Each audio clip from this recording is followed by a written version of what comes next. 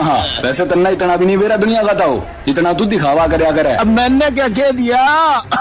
अरे तू कुछ कहे, इससे पहले तेरी खांसी कह देवे है। अक 2 हफ्ते तक ज्यादा खांसी, बलगम में खून आना, लगातार बुखार आना, भूख और वजन का कम होना, ये टीबी के लक्षण है। अच्छा, अब क्या करूं भाई? अपने नजदीकी सरकारी स्वास्थ्य केंद्र पर जाकर अपनी टीबी की मुफ्त जांच करवा ले। और यदि टीबी आता है तो हर रोज टीबी की मुफ्त दवाई खाना, साथ ही साथ हर महीने 1000 रुपए पोषक आहार के लिए उपचार के दौरान सीधे अपने बैंक खाते में पाना। इस मदद के लिए बस टीबी के मरीज को अपना आधार नंबर और बैंक खाता सरकारी स्वास्थ्य केंद्र पर लिंक करवाना होता है। ये तूने बढ़िया बात बता दी भाई। एक बात और सुनता हूँ, इतनी जल्दी ना करे। ये सरकारी सुविधाएं प्राइवेट डॉक्टर्स के पास इलाज करवा रहे टीबी के मरीजों के लिए भी मुफ्त उपलब्ध हैं। और अधिक जानकारी के लिए टोल फ्री नंबर 1800-11-6666 डायल कर लिए। आइए मिलकर टीबी को हराएं। टीबी हारेगा, देश जीतेगा। राष्ट्रीय स्वास्थ्य मिशन, स्वास्थ्य विभाग हरियाणा द्वारा जनहित में जारी। नमस्कार, आकाशवाणी चंडीगढ़ से प्रादेशिक समाचारों के साथ मैं चंदन शर्मा। पहले इस बुलेटिन के मुख्य समाचार। प्रधानमंत्री नरेंद्र मोदी ने आज महाराष्ट्र में तीव्र विकास के लिए महायुति सरकार की सराहना की। हरियाणा के मुख्यमंत्री नायब सिंह सैनी ने आज महाराष्ट्र में किया चुनाव प्रचार। रोहतक के पंडित भगवत दयाल शर्मा स्वास्थ्य विज्ञान विश्वविद्यालय के दीक्षांत समारोह में हरियाणा के राज्यपाल हुए शामिल। केंद्रीय शिक्षा मंत्री ने कहा, एनटीए की कार्यप्रणाली में सुधार के लिए गठित समिति की सिफारिशों को अगले जनवरी महीने से आयोजित होने वाली सभी प्रवेश परीक्षाओं में किया जाएगा लागू। और हरियाणा में मुख्यमंत्री शहरी आवास योजना में 8 जिलों में 6618 फ्लैट्स का आवंटन शीघ्र किया जाएगा। अब समाचार विस्तार से। प्रधानमंत्री नरेंद्र मोदी ने आज महाराष्ट्र में तीव्र विकास के लिए महायुति सरकार की सराहना की।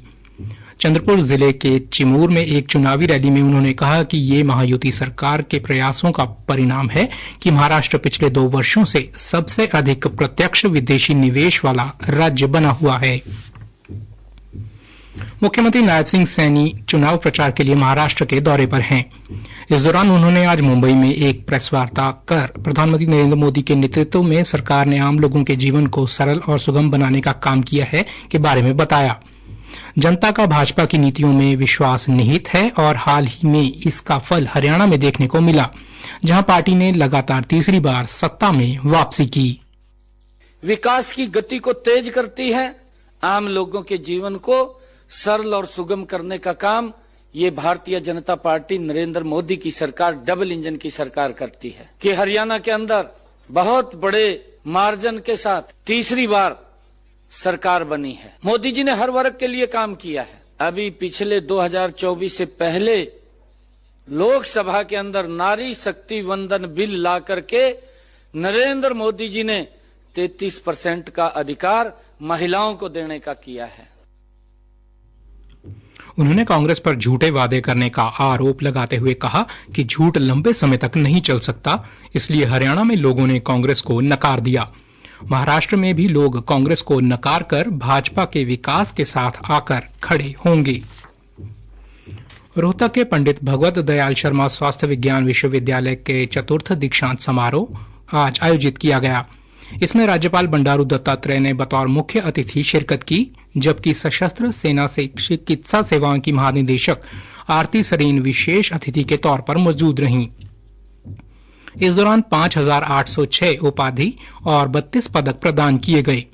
समारोह के दौरान सशस्त्र सेना चिकित्सा सेवाएं की महानिदेशक आरती सरीन को मानद उपाधि प्रदान की गई। आरती सरीन सशस्त्र सेना चिकित्सा सेवाएं की पहली महिला महानिदेशक हैं।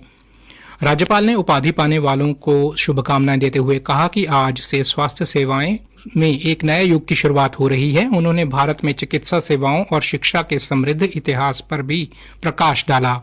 प्रादेशिक समाचार आकाशवाणी चंडीगढ़ से प्रसारित किए जा रहे हैं।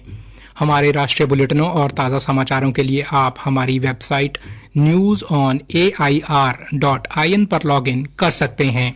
एनटीए की कार्यप्रणाली में सुधार लाना और उसे मजबूत करने के लिए डॉक्टर के राधाकृष्णन की अध्यक्षता में बनी उच्च स्तरीय कमेटी ने हाल ही में अपनी रिपोर्ट केंद्र सरकार को सौंप दी है। कमेटी ने एनटीए द्वारा आयोजित होने वाले प्रवेश परीक्षाओं में गड़बड़ियों को रोकने और इन परीक्षाओं को फूल प्रूफ बनाने से जुड़े कई सुझाव दिए हैं। केंद्रीय शिक्षा मंत्री धर्मेंद्र प्रधान ने आज ये जानकारी देते हुए बताया कि अगले जनवरी महीने से आयोजित होने वाली सभी प्रवेश परीक्षाओं में समिति की सिफारिशों को लागू किया जाएगा। उन्होंने सभी राज्यों से अपील की कि वे प्रवेश परीक्षाओं को जीरो एरर के साथ करवाने के लिए वे एम्स सिफारिशों को अपने राज्यों में लागू करें। आज लोक सेवा प्रसारण दिवस मनाया जा रहा है।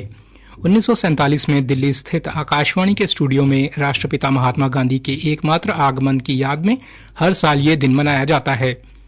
महात्मा गांधी ने देश के विभाजन के बाद हरियाणा के कुरुक्षेत्र में अस्थायी रूप से बसे विस्थापियों को संबोधित किया था।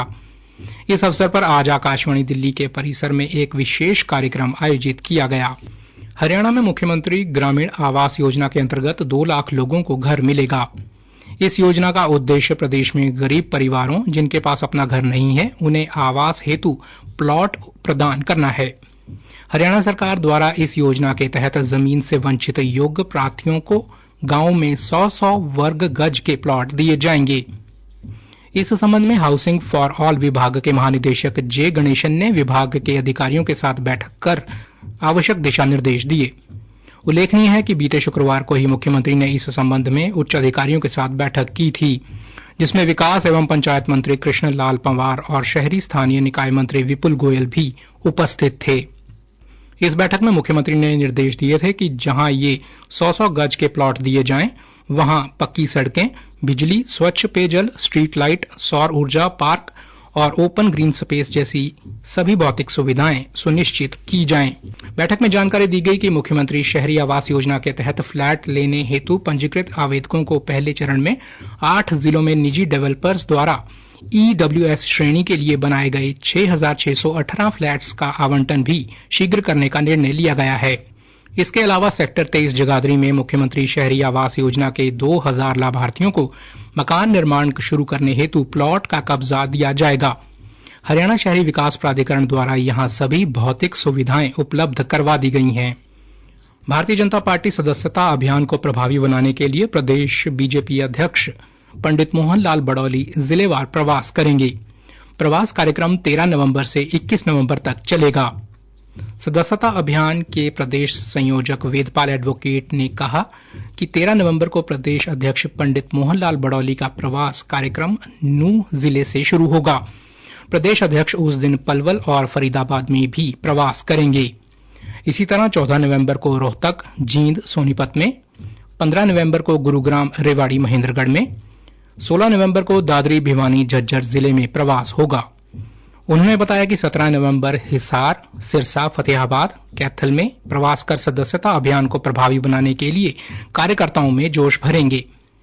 प्रदेश अध्यक्ष 18 नवंबर को पानीपत, करनाल, कुरुक्षेत्र और 21 नवंबर के पंचकूला, अंबाला, यमुनानगर में प्रवास के पश्चात ये कार्यक्रम समाप्त होगा। वेदपाल एडवोकेट ने बताया कि प्रदेश अध्यक्ष के प्रवास कार्यक्रम के दौरान सभी प्रवास प्रमुख प्रदेश अध्यक्ष के साथ मौजूद होंगे। सैनिक एवं सैनिक परिवारों की पेंशन संबंधी समस्याओं का निवारण करने के लिए सोमवार 11 नवंबर को जिला सैनिक बोर्ड परिसर गुरुग्राम में एक विशेष शिविर का आयोजन किया गया। इसमें केंद्रीय पेंशन एवं पेंशनभोगी कल्याण विभाग की ओर से डिजिटल जीवन प्रमाण पत्र 3.0 के बारे में भी समझाया गया।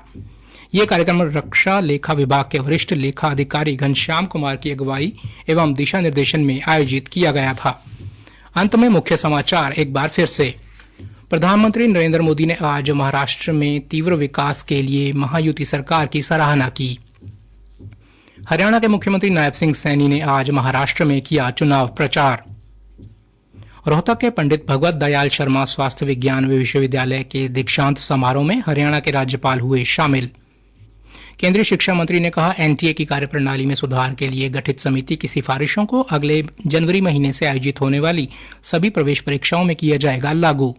इसी के साथ प्रादेशिक समाचार समाप्त हुए।